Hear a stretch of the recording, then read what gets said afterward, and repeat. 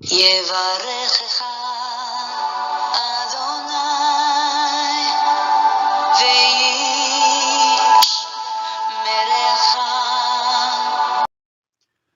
וישמרך. 바레크카 아도나이 베이시메레카. 사랑하는 성도 여러분, 오늘 하루도 전지전능하신 임마누엘의 하나님께서 여러분에게 복을 주시고 여러분을 안전하게 지켜주시기를 축복합니다. 아멘. 할렐루야. 오늘도 어김없이 우리의 코에 생명의 호흡을 불어넣어 주셔서 오늘 하루를 또 숨쉬며 살게 하시는 창조주 하나님 여호와 우리 아버지를 송축하며 찬양합니다. 오늘도 살아 계셔서 창조하신 모든 피조물들을 직접 통치하시고 그 창조의 그 질서를 그대로 보존하시며 하나님 앞에 영광 돌리며 살도록 역사해 주시는 살아계신 우리 아버지 하나님을 송축합니다. 예수 그리스도 그 생명의 이름, 구원의 이름, 존귀하신 그 이름을 찬양하며 영광 돌려드립니다. 성령 하나님, 우리 안에서 오늘도 역사하시며 아름답게 예수 그리스도의 형상으로 우리를 빚어가실 그 자비로우신 손길을 찬양합니다. 우리가 인식하지 못하여도 우리 속에서 끊임없이 우리의 삶과 또 주변의 환경과 또 사람들을 통하여 우리를 빚어가시는 줄을 믿습니다. 아름답게 그 역사가 마쳐질 그 한 날을 기대합니다. 오늘 1일 8구 성경 장별 강해 오늘 282번째 시간입니다. 오늘은 사무엘하 15장 말씀을 함께 공부하도록 하겠습니다. 오늘 제목의 말씀은 아버지 다윗 왕을 향하여 반역을 일으킨 압살롬이라는 제목입니다.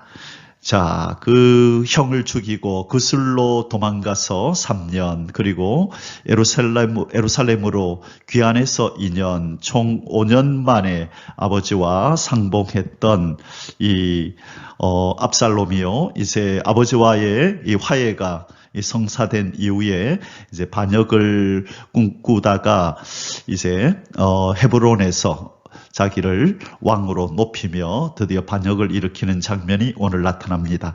그리고 다윗은 이 사무엘하 12장에서 하나님께서 이렇게 나단 선지자를 통하여 예언하셨던 그 예언이 성취됨으로 말미암아 이 자식에게 쫓겨 도망치는 그런 신세가 되는 다윗의 모습도 보게 됩니다.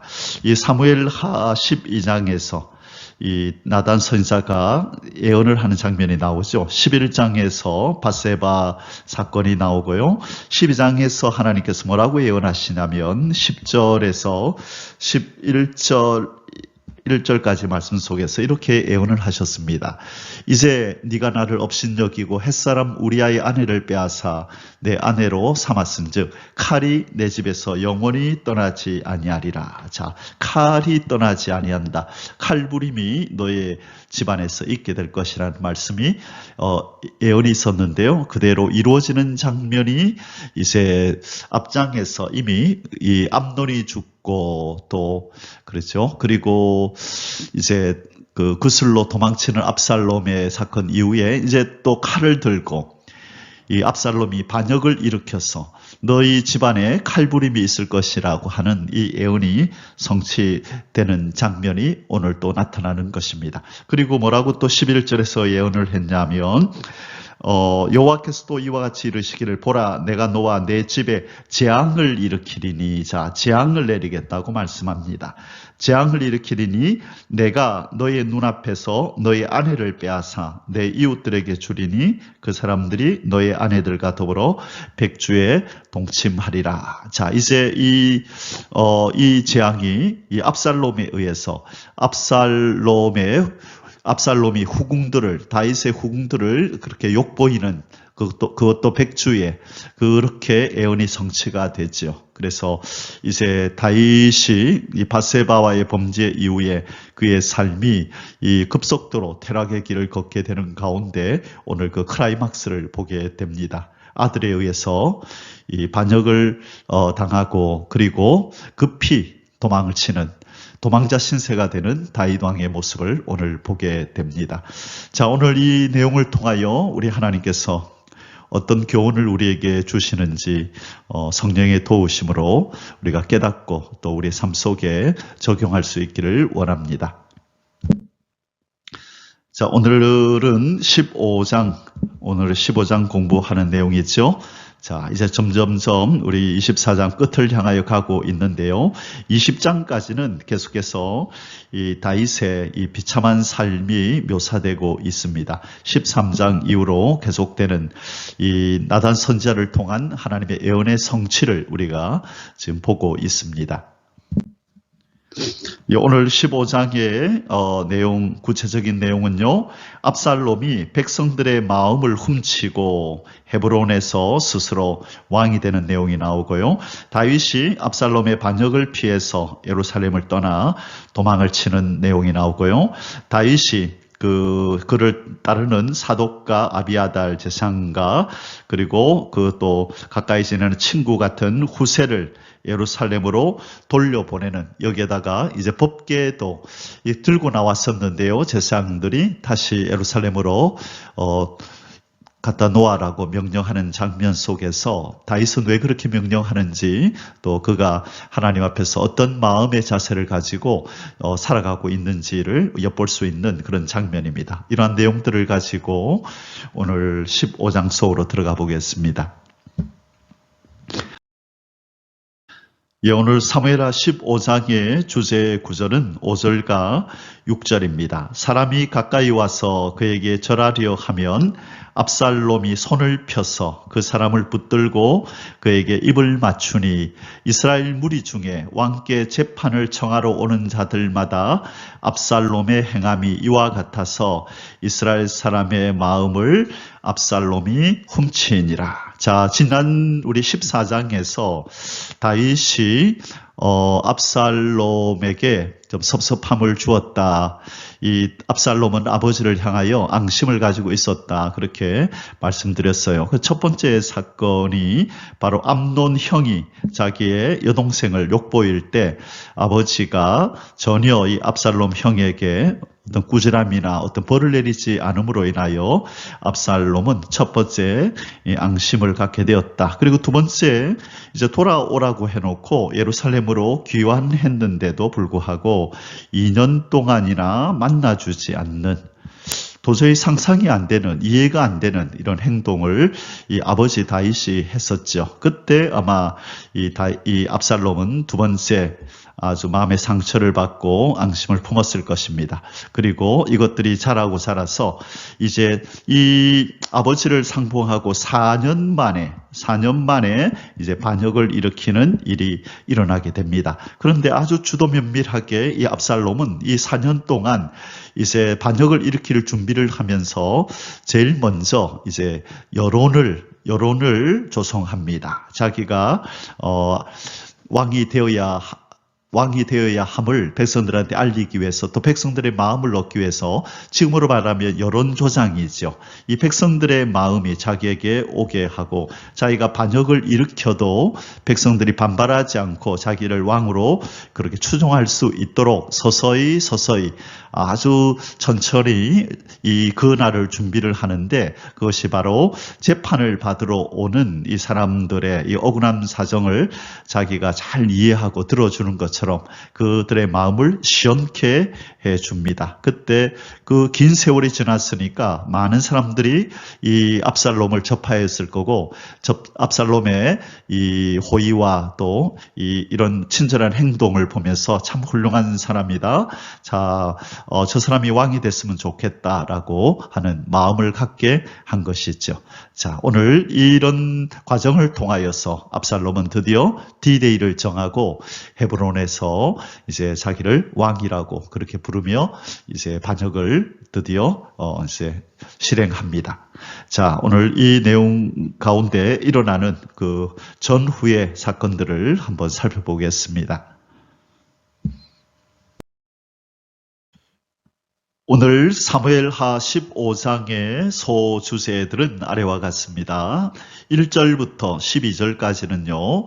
압살롬의 반역 준비와 헤브론에서의 봉기. 자, 왜 하필이면 헤브론에 가서 이 반역을 여기서부터 시작을 했을까 하는 내용을 오늘 우리가 살펴볼 것입니다. 압살롬이 반역 준비는 어떻게 했고, 그리고 왜 하필이면 헤브론에서 왜 헤브론을 그 장소로 정했을까 하는 내용을 살펴보겠습니다. 자, 그리고 두 번째 13절에서 23절까지는 다윗 왕의 피신과 가드 사람 이때의 충성스러운 수종. 자, 이때라는 사람은 이 블레셋 가드 지방에서 이스라엘 다윗을 이렇게 사랑하고 아껴서 그렇게 기화한, 이제 이렇게 망명을 한 그런 사람으로 알려집니다.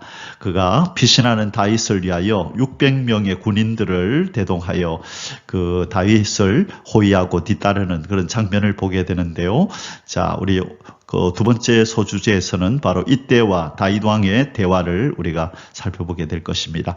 세 번째는 24절에서 37절까지 훗날을 기약하기 위한 다윗의 사독 귀한 지시 및 후세와의 약정. 자, 사독뿐만 아니라 아비아달 제사장도 있는데요. 자, 이들에게 법궤를 가지고 다시 예루살렘으로 돌아가라 라고 얘기를 합니다. 자, 거기에서 우리는 다윗의 훌륭한 인품을 이제 보게 될 건데요. 자, 그리고 이제 후세라는 또 다윗의 충성스러운 또 부하가 있었는데, 이 사람과 어떤 약속을 하는지.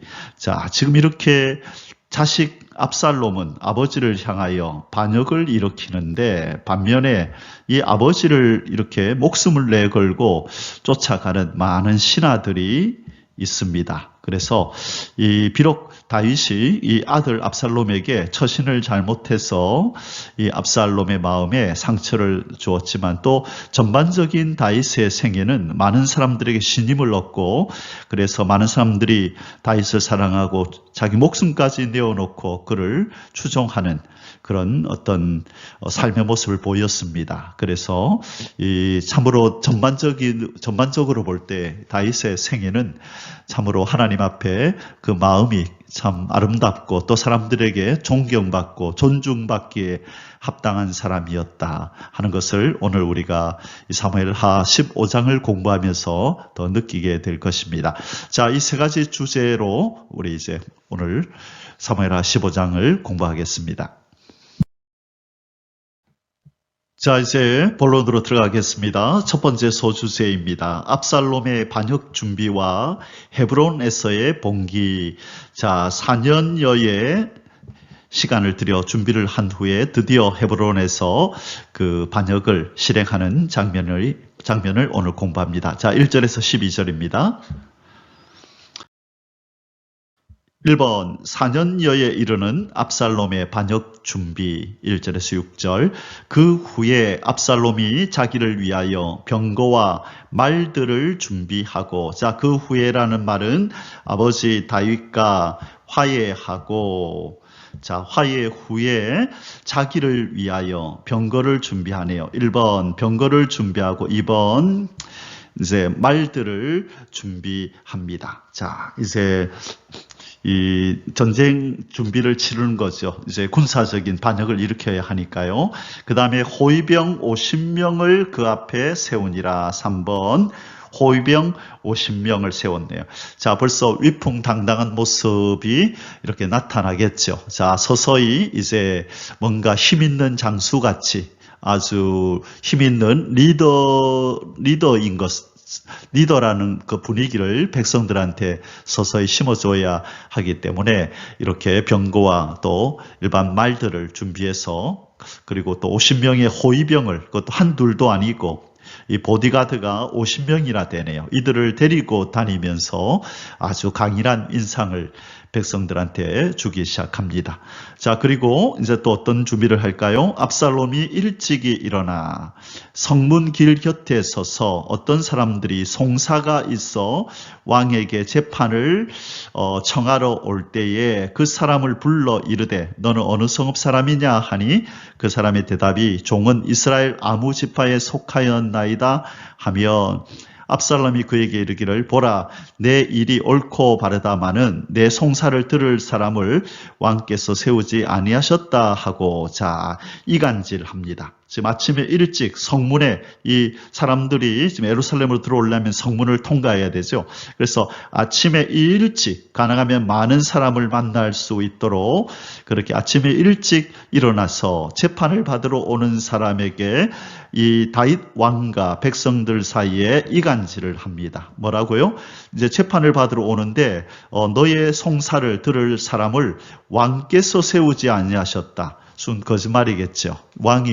다윗 왕이 이렇게 할 일은 없죠. 분명히 하나님의 법에도 이렇게 억울한 일이 있으면 재판을 재판을 통해서 판결을 받도록 그렇게 하나님이 모세율법 가운데 제정하셨기 때문에 아마 이스라엘에도 그런 제도가 있었을 것입니다. 그런데 꼭 이 왕이 자기 직무를 유기하여서 네 억울한 사정이 내가 충분히 이해하겠는데 너 이렇게 재판관 만나봐야 만나기도 힘들걸 왕이 너의 재판을 위해서 사람을 세우지 않았어 라고 지금 이간질을 하는 것입니다. 자 이렇게 해서 이제 자기가 이 억울한 사정이 있는 사람들의 그 사정을 자기가 들어주는 것처럼 자기가 해결해 주는 것처럼 하면서 사람들의 마음을 도적질하기 시작하는 것입니다. 자 뒷부분 계속 보겠습니다. 또 압살롬이 이르기를 내가 이 땅에서 재판관이 되고 자기가 재판관이 되겠답니다. 누구든지 송사나 재판할 일이 있어 내게로 오는 자에게 내가 정의 베풀기를 원하노라. 자기가 자칭 재판관이라 그렇게 칭합니다. 하고 사람이 가까이 와서 그에게 절하려 하면 압살롬이 손을 펴서 그 사람을 붙들고 그에게 입을 맞추니 자신을 낮춥니다. 낮춰서 이 사람들과 자기의 입장을 동일시하면서 겸손한 척, 또 이 사람의 입장을 잘 들어주는 척 그렇게 하고 있는 것입니다. 그 사람을 붙들고 그에게 입을 맞추니 친밀감을 표하는 거죠. 이스라엘 무리 중에 왕께 재판을 청하러 오는 자들마다 압살롬의 행함이 이와 같아서 이스라엘 사람의 마음을 압살롬이 훔치니라. 자, 도적질을 하는 거지요. 훔쳤다. 그렇죠. 여기에는 이간질 해가지고 자 이렇게 함으로 말미암아 이 압살롬은 인기가 올라가고 반면에 다윗 왕은 이제 이 백성과의 사이에 이제 금이 점점 가겠죠. 바로 이 시간을 가지고 지금 이제 여론 조장을 하는 것입니다. 지금 정부가 잘못하고 있다. 그래서 내가 잘할 수 있으니 나중에 내가 이제 반역을 일으키면 그래서 너희들 나를 따라라. 지금 말은 하지 않지만 그런 악한 의도를 가지고 이런 행동을 하고 있는 것입니다. 그래서 성경은 바로 이 압살롬이라는 행위를 사람의 마음을 훔쳤다, 도적질했다라고 이렇게 표현하고 있는 것입니다. 이번 반란 봉기를 위한 압살롬의 헤브론 도착. 자, 이제 그 아버지 다윗 왕이 있는 예루살렘에서 이런 일을 눈에 띄게 할 수는 없으니까 이런 반역은 이제 보이지 않는 곳에서 다 군대들을 집결시켜서 그렇게 어느 순간을 딱 정해서 기습을 하는 거죠. 그래서 상대편이 준비하지 못하도록 예상하지 못하는 시간과 장소에서 그렇게 일시에 이런 일을 벌이는 것이죠. 자, 그래서 이 압살롬은 그 장소를 바로 헤브론으로 결정을 했습니다. 자, 그러면 이제 헤브론으로 이제 가야 되는데 갑자기 지금 이 아버지하고 화해는 했지만 이 사람들을 이끌고 헤브론으로 가려면 무슨 명분이 있어야 되잖아요. 분명히 왕자가 이렇게 움직일 때는 분명히 왕궁에 알려질 것이고 다윗 왕이 너 어디 가니? 왜 가니? 하고 의문을 가질 텐데 그거에 대한 충분한 답을 가지고 명분을 내세워야 하는 거죠. 자, 그래서 이제 어떻게 명분을 세우는지 보겠습니다. 7절에서 9절. 4년 만에 압살롬이 왕께 아뢰되 내가 여호와께 서원한 것이 있사오니 청하건대 내가 헤브론에 가서 그 서원을 이루게 하소서.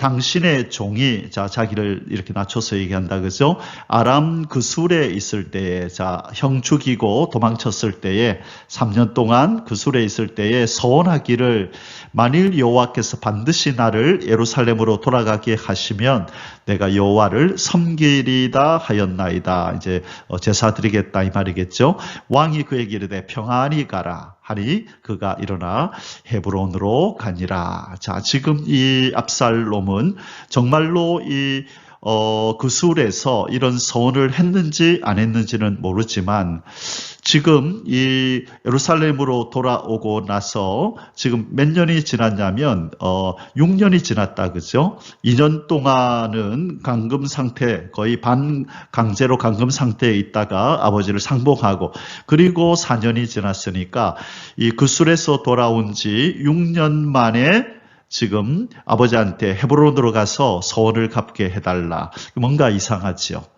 만약에 정말로 서원한 것이 있었다면 아버지와 이 화해를 하고 나서, 그렇죠? 예루살렘으로 돌아오고 나서 2년 만에 화해를 했으니까 그때 바로 하나님 감사합니다. 이제 다시 예루살렘으로 돌아오게 해주시고 아버지와 이렇게 다시 화해할 수 있도록 해주셔서 고맙습니다. 이제 제가 서원을 지키겠습니다 하고 그때 얘기를 했어야지. 그리고 나서도 4년이나 지난 후에 이렇게 악한 의도를 가지고 백성들과 자기 아버지 다윗 왕과 이간질을 시켜놓고 이제 왕이 되려고 하는, 이제 반역을 일으키려고 하는 이 의도를 가지고 지금 이 헤브론으로 가겠다 하는 걸 보니까 바로 이 압살롬이 하나님 앞에 했다는 이 서원은 어쩌면 거짓말일 가능성이 다분합니다.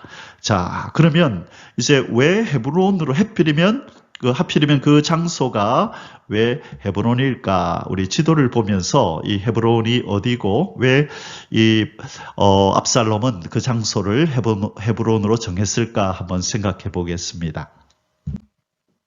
자, 지금 이 예루살렘은, 자, 여기가 예루살렘은 여기에 있습니다. 예루살렘이 여기 있고 저 밑에 여기가 헤브론입니다.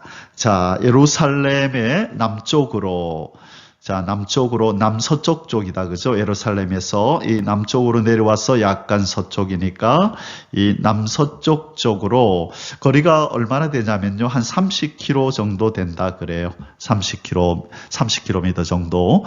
자, 지금이야 이제 교통수단이 발달이 돼서 30km면 그렇게 먼 거리가 아니지만 이 당시에 이 교통수단의 비추어 볼 때 30km는 그렇게 또 가까운 거리는 아니겠죠. 자, 그러면 이제 왜 하필 이 헤브론일까? 헤브론 하면은 어떤 사건들이 떠오르십니까? 여기 지금 다윗과 관련해서 여기서 다윗이 왕이 된 곳이다, 그죠? 다윗이 유다 지파의 왕이 되었던 곳. 그렇죠? 그리고 나서 이곳에서는 또 무슨 일이 있냐면 압살롬의 여기가 고향입니다. 압살롬의 고향. 자, 압살롬의 고향. 여기 보면요. 사무엘 3장 2절에서 3절에 보면 2절에서 3절에 보면 이런 기사가 있었어요. 다윗이 헤브론에서 아들들을 낳았으되 맏아들은 암논이라 이스라엘 여인 아히노암의 소생이요 둘째는 길르압이라 갈멜 사람 나발의 아내였던 아비가일의 소생이요 셋째는 압살롬이라 그술왕 달메의 딸 마아가의 아들이요. 자, 그래서 지금 이 헤브론에서는 이 다윗이 이 아들들을 낳았다고 얘기하는데요. 쭉 넷째는 또 하면서 다섯째, 여섯째 총 내려가는데 바로 여기가 바로 압살롬의 고향이었다는 거예요. 여기는 암논의 고향, 첫째 아들 암논, 둘째 아들 길르압, 그리고 이 압살롬이 셋째 아들로 이렇게 나오는데요. 여기가 바로 자기의 고향이었기 때문에 때문에 또 자기가 태어난 이 고향일 뿐만 아니라 아버지가 왕이었잖아요. 그랬기 때문에 아마 이 압살롬의 어릴 적 친구들이 여기 많이 있었을 것이고 또 이 얼마나 그 유다 지파 사람들이 이 왕의 아들 왕자라고 얼마나 그를 또 기호하고 그렇게 그 압살롬은 인기가 있었겠습니까? 그래서 이 자기 주변에 아는 사람들이 여기 많이 있었다고 보는 것이 맞죠. 그래서 이 압살롬이 어디서 이 일을 실행에 옮길까? 어디에 가면 나를 추종하는 자가 많을까라고 생각할 때 아마 이런 것들이 고려 대상이 아니었을까라는 생각이 듭니다. 자, 그래서 바로 이 압살롬의 고향, 자기를 아는 사람이 많고 또 자기가 그동안에 이렇게 많은 또 씨를 뿌려 놓았잖아요. 그렇죠? 그래서 그 중에서도 특별히 자기의 고향, 바로 이 헤브론을 택한 것이 아닐까 그런 생각이 듭니다. 그리고 또 이 예루살렘으로부터 또 가깝지 않은 그 거리에 또 있기 때문에 지금 자기가 꾸미려고 하는 이 반역이 쉽게 지금 짧은 시간에 들통나지 않을 것이다. 아마 그렇게 생각했을 것입니다. 3번 스스로 왕임을 참칭한 압살롬의 반란과 초기 세력 확장. 자, 스스로를 왕임을 참칭하다. 이 참칭하다는 말은 분수에 넘치게 스스로 자신에게 칭호를 붙이는 걸 의미하죠. 자신이 임금이라고 이제 왕이 되었다라고 스스로 그렇게 이름을 붙여서 이제 반란을 일으킵니다. 그리고 초기의 세력을 확장하는 모습을 보이는데요. 10절에서 12절입니다. 이에 압살롬이 정탐을 이스라엘 모든 지파 가운데 두루 보내 이르기를. 자, 처음으로 이 반란을 일으키면서 한 일이 뭐죠? 온 이스라엘 모든 지파에게 정탐꾼을 보냅니다. 자, 그래서 이제 백성들의 마음을 자기에게로 모으고 이제 신호를 보내는 거죠. 아마 각 지파마다 그동안에 자기가 이렇게 재판관을 자칭하며 인심을 이렇게 얻었던 또 많은 사람에게 호의를 베풀었던 그 사람들이 각 지파 곳곳에 이렇게 자리하고 있었을 것입니다. 아마 그들을 중심해서 모든 지파 사람들을 선동을 해서 자기를 왕으로 이렇게 모시도록 이미 작전을 짜놓은 상태에서 이제 정탐꾼을 보내서 때가 되었다. 이제 신호를 보내면 이제 압살롬이 헤브론에서 왕이 되었다라고 외쳐라. 그렇게 명령하는 겁니다. 자, 두루 보내 이르기를 너희는 나팔 소리를 듣거든 곧 말하기를 압살롬이 헤브론에서 왕이 되었다 하라 하니라. 그 신호가 뭐죠? 나팔 소리, 나팔을 크게 불면은 이제 온 이스라엘 내에서 이제 압살롬이 헤브론에서 왕이 되었다라고 그렇게 외치라. 그렇게 작전을 짰습니다. 11절 그때 청함을 받은 200명이 압살롬과 함께 예루살렘에서부터 헤브론으로 내려갔으니 그들은 압살롬이 꾸민 그 모든 일을 알지 못하고 그저 따라가기만 한 사람들이다. 자, 지금 200명의 이 아마 군인들 같아요. 200명이 청함을 받은 200명이 여기 뭐 군인도 있겠고 아니면은 뭐 좀 고위급 인사들도 있겠다, 그죠? 그래서 이들이 이제 압살롬이 헤브론으로 간다 하길래 이들을 초청했죠, 압살롬이. 그래서 무슨 일인지도 모르고 그냥 서원을 갚으러 제사 드리러 가는가 보다. 야, 저 왕자님이 나를 이렇게 초청했다. 그래서 기쁜 마음으로 그냥 아마 참여한 사람들 같습니다. 이 압살롬이 어떤 지금 일을 꾸미고 있는지, 지금 반란을 꾸미고 있는데 그것을 모르는 사람들이 그렇게 지금 같이 따라갔다고 얘기를 합니다. 제사 드릴 때에 자, 서원을 갚으러 간다고 했기 때문에 형식상으로도 제사를 드렸겠죠. 제사 드릴 때에 압살롬이 사람을 보내 다윗의 모사 길롯 사람 아이도벨을 그의 성읍 길로에서 청하여 온지라. 자, 아이도벨은 이 다윗 왕의 모사였습니다. 다윗에게 지혜로운 말을 해주고 어떻게 처신해야 할지 또 군대에서 전쟁을 할 때는 어떤 작전을 짜야 하는지 이런 여러 가지 일들을 조언해주는 이 지혜로운 모사가 있었는데요. 이 사람을 자기의 그 편으로 끌어들인 것입니다. 이미 이야기가 다 됐는지 모르지만 이때 불러서 자기의 계획을 설명하고 성공하여 자기가 왕이 되면 이제 아마 큰 높은 지위를 주겠다 그렇게 얘기를 했겠죠. 자, 반역하는 일이 커가며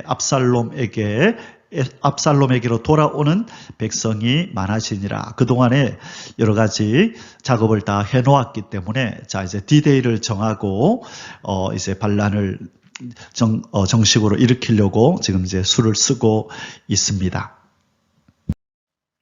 자, 이제 두 번째 소수제를 공부합니다. 이번 다윗 왕의 피신과 가드 사람 이때의 충성스러운 수종. 자, 지금 이제 이 반란이 일어나자 다윗은 급히 이 압살롬을 피하여 도망을 치고 있습니다. 자, 그때에 두드러진 그를 추종하는 아주 충성스러운 부하가 있었는데요. 그 사람이 바로 이때라는 사람입니다. 가드 사람. 이 가드는 블레셋의 중요한 수도 역할을 하던 그 지방이었죠. 바로 이곳 사람이었던 이때가 이 다윗으로 인하여 예루살렘으로 이스라엘로 망명을 하고 지금까지 다윗을 수종들며 함께 했던 사람입니다. 자, 13절에서 23절 두 사람 간에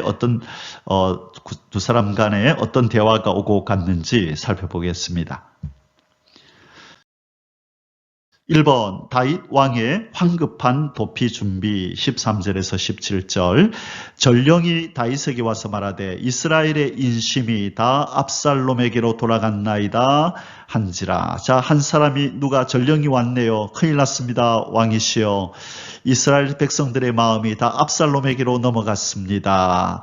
그렇게 보고를 합니다. 자, 여기에 이제 생략된 게 있겠죠. 예, 압살롬이 헤브론에서 지금 군대 사람들을 모으고 지금 반역을 일으켰습니다. 이것이 보고되었겠죠. 14절 다윗이 예루살렘에 함께 있는 그의 모든 신하에게 이르되 일어나 도망가자. 그렇지 아니하면 우리 중 한 사람도 압살롬에게서 피하지 못하리라. 빨리 가자. 두렵건대 그가 우리를 급히 따라와 우리를 해하고 칼날로 성읍을 칠까 하노라. 자, 도망가자, 빨리 가자. 얼마나 다급한 상황이었는지 보여주는 내용입니다. 왕의 신하들이 왕께 이르되 우리 주 왕께서 하고자 하시는 대로 우리가 행하리이다. 보소서 당신의 종들이 있니이다 하더라. 왕이 나갈 때에 그의 가족을 다 따르게 하고 후궁 10명을 왕이 남겨두어 왕궁을 지키게 하니라. 자, 후궁 10명은 남겨두었네요. 왕이 나가매 모든 백성이 다 따라서 벳메르하게 이르러 멈추어 서니. 자, 여기에서 우리는 이해할 수 없는 어떤 한 상황을 보게 됩니다. 지금 왕이 황급히 도피를 하면서도 그가 지금 챙겼던 사람들이 누구죠? 그의 모든 신하들을 다 지금 챙겼습니다. 다 같이 도망치자 그랬고요. 그 다음에 또 그의 가족을 다 따르게 하고, 그렇죠? 자, 모든 신하들, 그리고 모든 가족들을 다 데리고 그렇게 도피하고 있는데 왜 후궁 10명을 왕궁에 남겨두었을까요? 자, 이 구절이 참으로 중요합니다. 지금 다윗은 얼떨결에 지금 전부 다 모아서 지금 도망을 쳐야 함에도 불구하고 지금 후궁 10명을 이렇게 남겨두고 있습니다. 이 일로 인해서 이제 이 압살롬이 이 후궁, 여기서 후궁이라고 하는 것은 정실 부인이 아니라 지금 이것은 첩들을 의미합니다. 원어상으로 볼 때 이 첩들을 의미하는데요. 바로 이 첩들을 10명이나 남겨두고 이렇게 도망을 침으로 말미암아 이 나단 선지자를 통하여 하나님이 예언하신 그 예언이 성취가 되게 되는데요. 앞에서도 말씀드렸지만 사무엘하 12장 11절에서 12절에 예언한 말씀이 이제 성취가 되게 됩니다. 자, 이 부분은 뒷부분에 계속 나올 거니까 그때 살펴보기로 하겠습니다. 자, 얼마나 다급했으면 지금 빨리 도망가자, 빨리 가자 하면서 재촉하는 모습이 아주 리얼하게 지금 여기 묘사되어 있습니다. 자, 이번 이 장기 도피 생활을 위한 사열식과 가드 사람 이때의 충성스러운 다윗 수종. 자, 지금 이제 도피를 하는데요.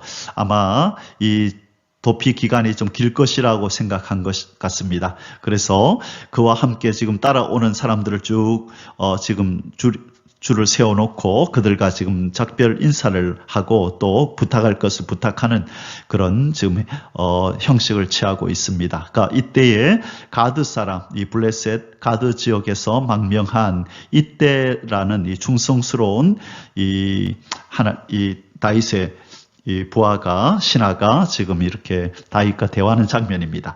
자, 18절에서 22절입니다. 그의 모든 신하들이 그의 곁으로 지나가고 모든 그렛 사람과 모든 블레셋 사람과 및 왕을 따라 가드에서 온 모든 가드 사람 600명이 왕 앞으로 행진하니라. 자, 지금 이 왕을 따라 가드에서 온 사람, 이 사람이 언제 왔겠냐 하면요, 이 다윗이 사울에게 피신해서 계속 도망칠 때 마지막으로 블레셋 땅으로 갔었잖아요. 그러나 이 가드에 있지 않고 시글락이라는 곳에서 머물게 해달라고 얘기를 했었죠. 그리고 나서 이제 시글락에 있는 동안에 블레셋과 이스라엘이 그 전쟁을 치렀고 그 전쟁에서 사울이 죽고 나자 시글락에 있던 다윗이 이제 헤브론으로 올라가서 이제 왕이 되는 일이 있었잖아요. 그때에 아마 그 블레셋 땅에 있었던 이때와 그리고 또 가드 사람 600명이 우리도 저 다윗을 따라서 우리도 망명하여 헤브론으로 가서 이스라엘 땅으로 가서 다윗을 섬기겠습니다라고 한 것 같아요. 그래서 블레셋 사람들이 이렇게 많이 지금 다윗과 함께하고 있는 것입니다. 자, 그때의 왕이 가드 사람 이때에게 이르되 어찌하여 너도 우리와 함께 가느냐? 너는 쫓겨난 나그네이니 돌아가서 왕과 함께 내 곳에 있으라. 자, 지금 굳이 나와 함께 갈 필요 없다. 너는 그냥 그 예루살렘에 있어서 그냥 압살롬을 섬기면서 너의 안위를 챙겨라. 지금 이때는 다윗을 걱정하고 다윗 왕은 바로 이 자기를 따라서 블레셋 땅에서 망명해 온 이때를 생각하여서 자기 때문에 너의 인생까지 어려움에 처하면 안 되니 너는 나와 상관없는 것처럼 그냥 예루살렘으로 돌아가서 압살롬 소아에 들어가라. 그렇게 이때를 챙겨주고 있습니다. 너는 어제 왔고 나는 정처 없이 가니 오늘 어찌 너를 우리와 함께 떠돌아다니게 하리요. 너도 돌아가고 내 동포들도 데려가라. 은혜와 진리가 너와 함께 있기를 원하노라 하니라. 자, 이때라는 사람은요, 다윗이 그 도피하는 동안에 사울을 피해서 이 도망자의 삶을 사는 동안에 줄곧 이 충성스럽게 다윗을 이렇게 따랐었습니다. 그래서 이 요압과 아비새 장군이 올랐던 그 지위까지도 올라서 이 다윗의 신임을 많이 받았던 사람이죠. 그가 끝까지 이렇게 그 신임을 저버리지 않고 지금 다윗을 이렇게 따르겠다고 얘기를 합니다. 자, 이때가 왕께 대답하여 이르되 여호와의 살아계심과 내 주 왕의 살아계심으로 맹세하옵나니 진실로 내 주 왕께서 어느 곳에 계시든지 사나 죽으나 종도 그곳에 있겠나이다 하니 다윗이 이때에게 이르되 앞서 건너가라 하며 가드 사람 이때와 그의 수행자들과 그와 함께한 아이들이 다 건너가고. 자, 여기서 우리 몇 가지만 좀 더 볼게요. 지금 15장 20절에서 다윗이 이때에게 너는 어제 왔고 나는 정처 없이 가니 할 때 이 어제라는 말은 진짜로 오늘, 내일, 어제 그런 어떤 과거의 어제가 아니라 너는 이 블레셋에서 이렇게 망명해 온 지 그렇게 오래 안 되었다는 것을 지금 암시하고 있습니다. 자, 그리고 건너가라, 내 앞서 건너가라. 지금 이제 이때의 이 결심이 확고한 줄 알고 이 돌려보낼 수 없다고 판단한 다윗은 알겠다. 자, 그러면 나와 함께 가자. 네가 먼저 앞서 건너가라. 이렇게 합니다. 자, 앞서 건너가라. 이 건너가라는 말은 이 강이나 어떤 그러니까 뭔가 물이 있었다는 걸 얘기하죠. 강이나 시내. 그래서 이 물을 건너가라는 의미거든요. 그렇다면 이 지금 다윗이 도망치는 이곳 앞에 어떤 강이나 시내가 있었음을 의미하는데 이 시내는 기드론 시내일 것이다. 기드론 시내일 것이다라고 봅니다. 이 부분은 지도로 조금 이따 보여드리도록 하겠습니다. 자, 여기 지도가 있는데요. 지금의 이 성전산이 있는 곳, 이곳이 이제 예루살렘인데, 여기에서 지금 반역을 피해서 이 다윗과 그 가족들, 신하들이 지금 도망을 치고 있는데요. 바로 시내를 건너가라라고 했을 때 물이 있었을 것으로 우리가 추측할 수 있다 그랬죠. 그래서 바로 지금 도망을 치는 이곳이 어디냐면 이 동쪽으로 가면 이 감람산이라는 곳이 있습니다. 그래서 다윗이 지금 이쪽으로 도망을 치면서 바로 이 기드론 골짜기에 있는 기드론 시내를 건넜어야 했을 것이다. 그렇게 신학자들은 보고 있습니다. 자, 그러면은 좀 더 가까이 가서 이 기드론 시내가 어떻게 생겼는지 한번 보겠습니다. 자, 이렇게 됐습니다. 그렇게 넓은 강은 아니고요. 아마 그냥 옷을 걷고 이렇게 건너야 하는 시내 정도였을 것이다. 그렇게 봅니다. 3번 다윗을 중심으로 한 백성들의 통곡의 피난 행렬 시작.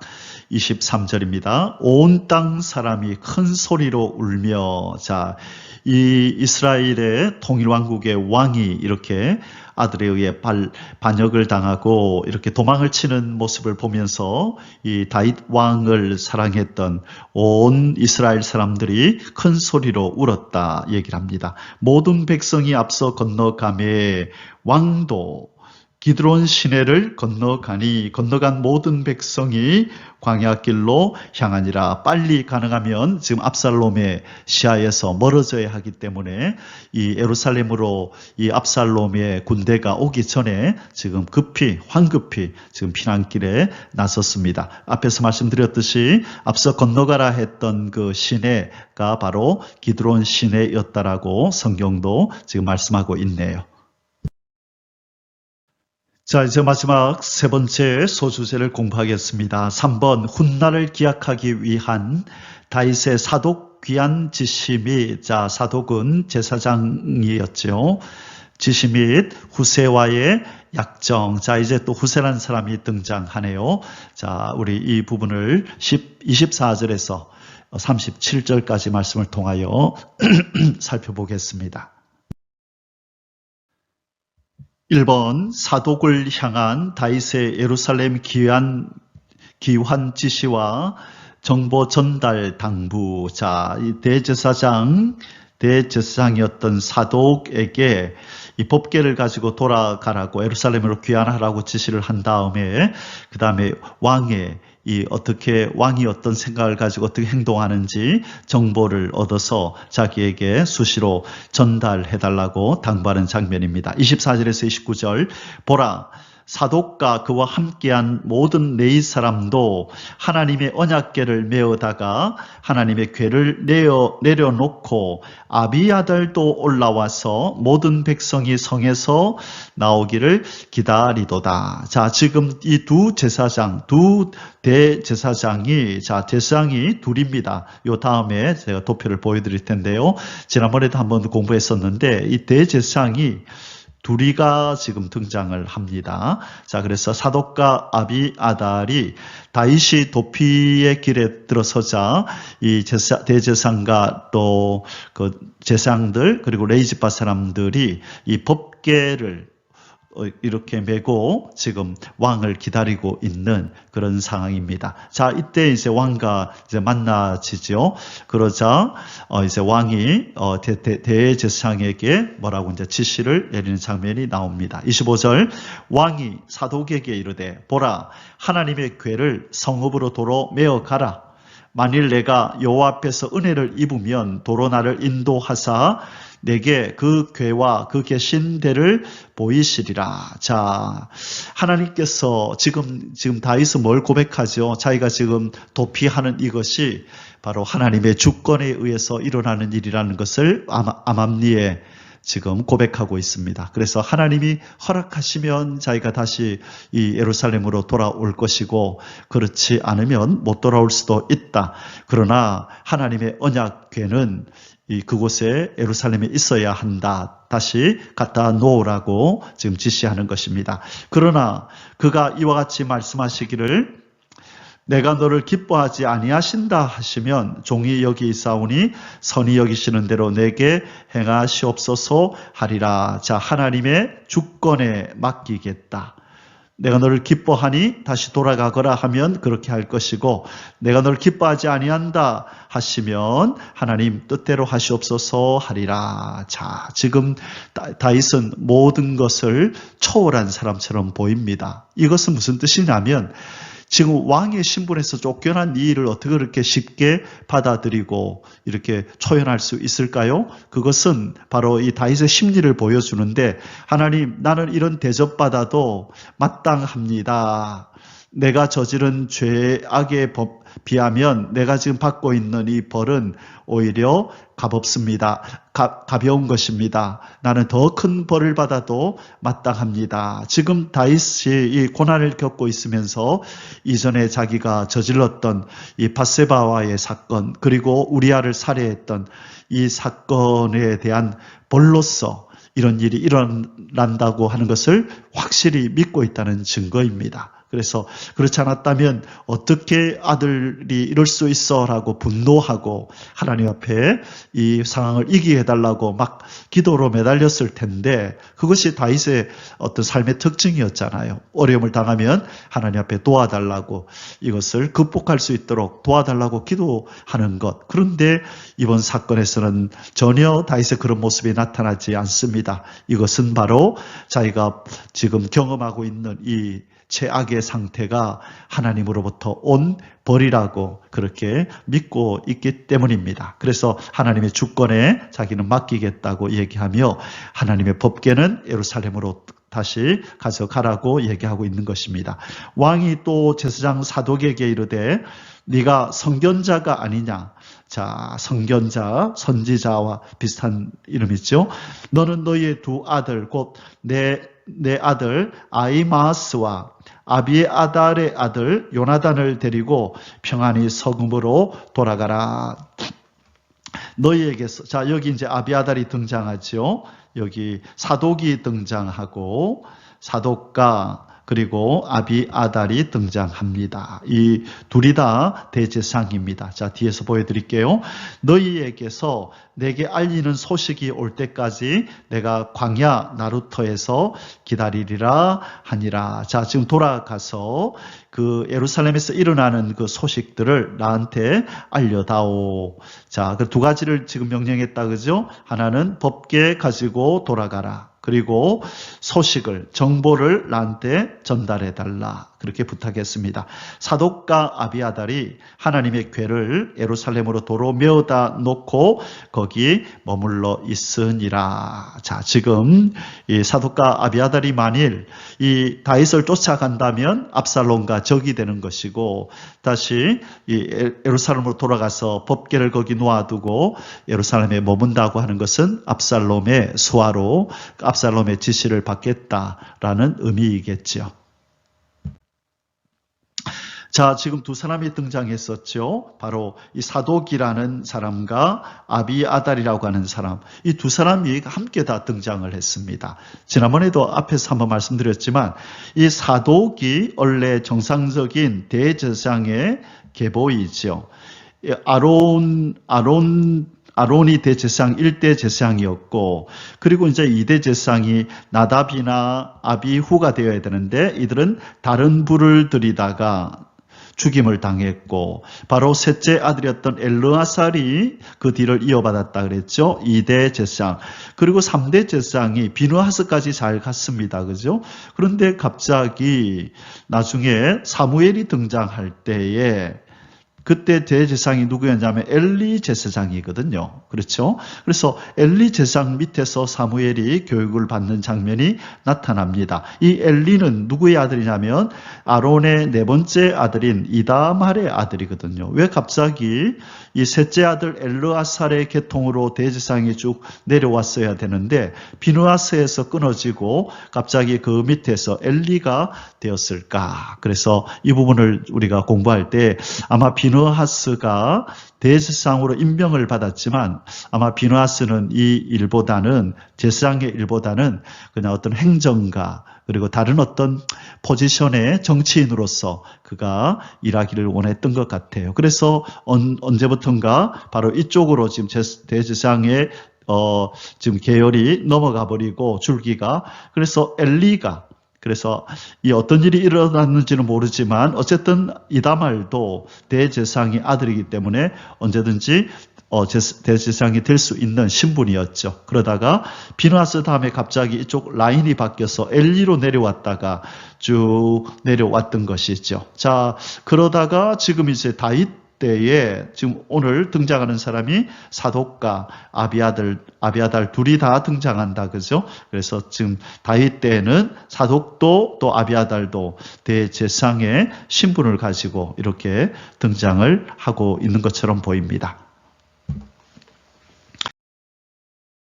이번 다윗이 감람산 길로 도피할 때의 광경, 아까 지도에서 이 기드론 시내를 건너면 그 감람산이 있다고 말씀드렸죠. 자, 그때 광경이 어땠는지 이제 좀 자세히 설명을 합니다. 자, 감람산 길로 도피할 때의 광경, 이제 구체적으로 얘기가 나오는데요. 30절에서 31절입니다. 다윗이 감람산 길로 올라갈 때에 그의 머리를 그가 가리고 맨발로 울며 가고, 자, 머리를 가리고 맨발로 울며 가고 그와 함께 가는 모든 백성들도 각각 자기의 머리를 가리고 울며 올라가니라. 자, 이스라엘의 이런 어떤 풍습에는요, 이스라엘의 어떤 삶의 방식 중에요, 이 머리를 가리고라고 하는 것은 두 가지로 이렇게 표현이 되는데요. 머리를 싸는 것, 머리를 싸는 것이 있고요. 그 다음에 머리에 젤을 덮어 쓰는 것. 이 두 가지로 이렇게 나타납니다. 그래서 첫 번째 머리를 싸는 것의 의미는 이 아주 이렇게 수치스러운 상황 가운데서 지금 고통스러워하는 것입니다. 자, 수치. 자, 머리를 싸는 것은 수치와 고통을 의미하고, 자, 머리에 젤을 덮어 쓰는 것은 이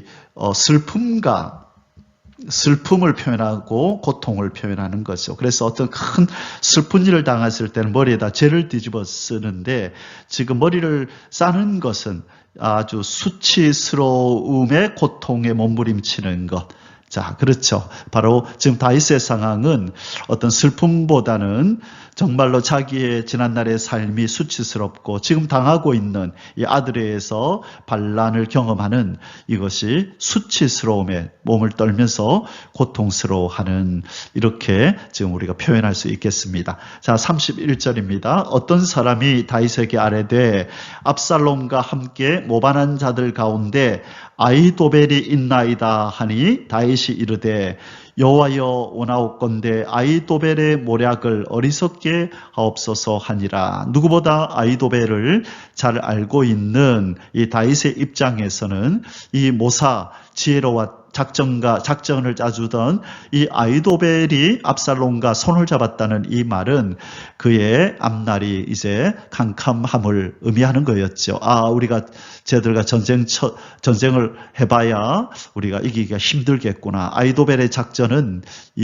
반드시 승리를 거두게 되는데 큰일 났다. 그래서 즉각 하나님의 이름을 부르며 여호와여 원하건대 아히도벨의 모략을 어리석게 하옵소서라고 하나님의 도움을 구합니다. 자, 그러나 이것으로 끝나느냐? 아닙니다. 이 아히도벨의 모략을 무위로 돌아가게 하기 위해서 다윗은 또 하나 자기가 쓸 수 있는 최선을 다하는데 하나님의 도움을 구함과 동시에 자기의 최선을 다하는 것을 이제 보게 됩니다. 자, 그 두 번째, 다윗이 이렇게 사용했던 방법이 무엇인지 우리 계속 이어서 보겠습니다.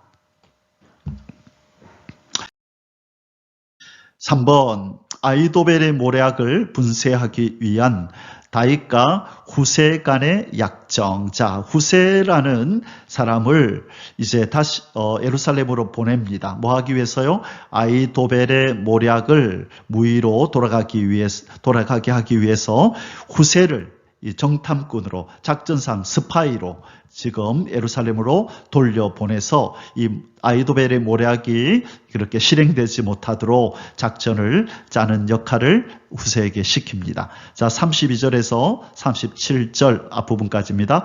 다윗이 하나님을 경배하는 마루턱에 이를 때에, 자, 여기에서 지금 하나님을 경배하는 마루턱이라고 하는 것은 이 감람산 꼭대기를 의미합니다. 감람산 꼭대기.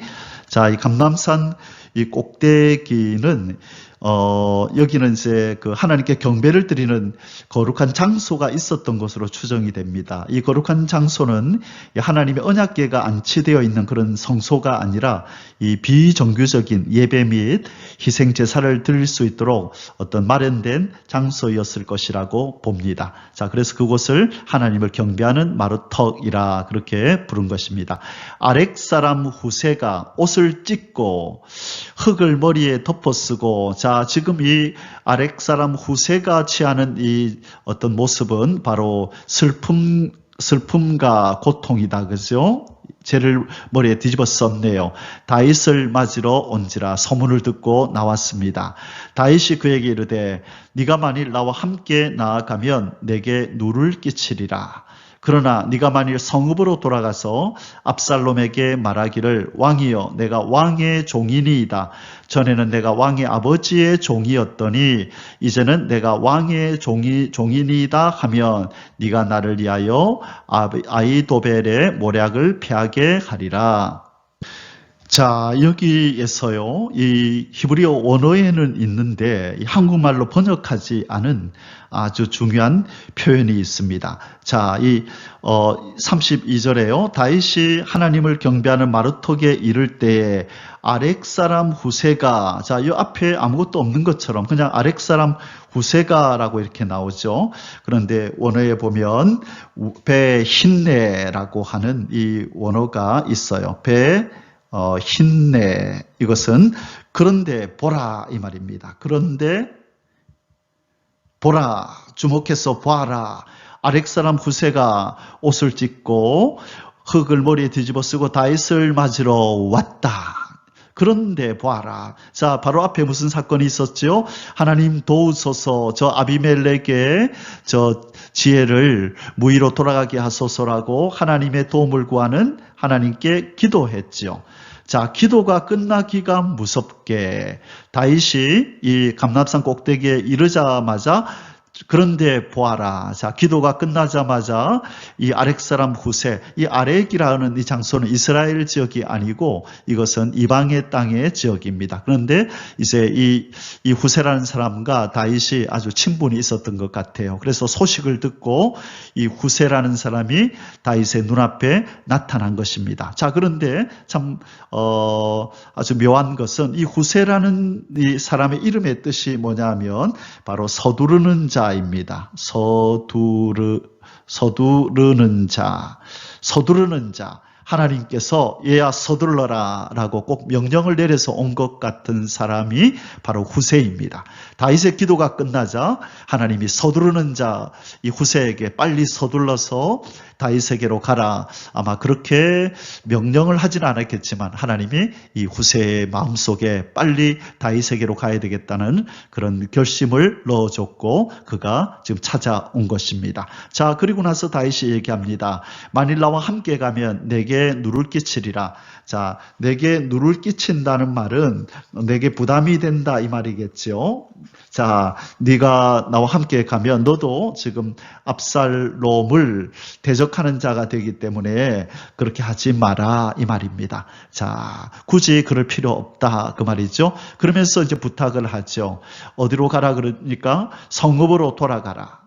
이 예루살렘 성으로 돌아가서 압살롬에게 말하기를 왕이여 내가 왕의 종이니이다. 전에는 내가 왕의 아버지의 종이었더니 이제는 내가 왕의 종이니이다 하면 자, 이 압살롬도 알고 있는 사람이겠네요. 아버지와 친하게 지내는.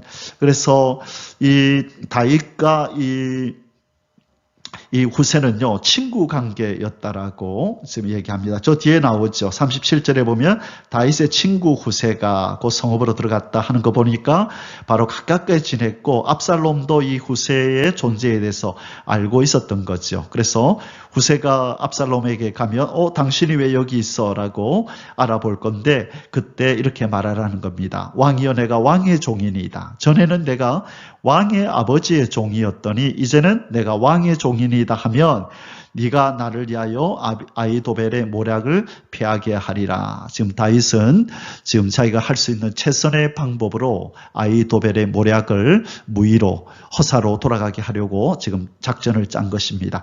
사독과 아비아달 두 제사장이 자, 왜 두 제사장이라고 나왔는지 아시겠죠? 두 대제사장입니다. 그죠? 너와 함께 거기 있지 아니하냐? 네가 왕의 궁중에서 무엇을 듣든지 사독과 아비아달 두 제사장에게 알리라. 자, 지금 작전을 그렇게 짰네요. 후세가 왕궁에 있으면서 바로 압살롬에게 무슨 일이 있는지, 압살롬이 무슨 계획을 세우는지를 알려주면 알게 되면 후세가 두 대제사장에게 보고하고 그러면 이제 두 제사장의 아들들이 이제 다윗에게 소식을 전하는 이 어떤 시스템을, 이 루트를 만든 것입니다. 그들의 두 아들, 그 사독의 아히마스와 아비아달의 요나단이 그들과 함께 거기 있나니 너희가 듣는 모든 것을 그들 편에 내게 소식을 알릴지니라 하는지라. 다윗의 친구 후세가 곧 성읍으로 들어가고 자, 자칫 잘못하면 목숨이 달아날 수 있는 지금 작전을 짜고 있습니다. 자, 제일 처음에 누가 소식을 들어요? 후세가 소식을 듣고 누구에게? 두 대제사장에게 알려주면 그들의 두 아들이 다윗에게 보고하는 이런 시스템을 만든 것입니다. 자, 이제 네 번째로 반역자 압살롬의 예루살렘 성 무혈 입성 37절 뒷부분입니다.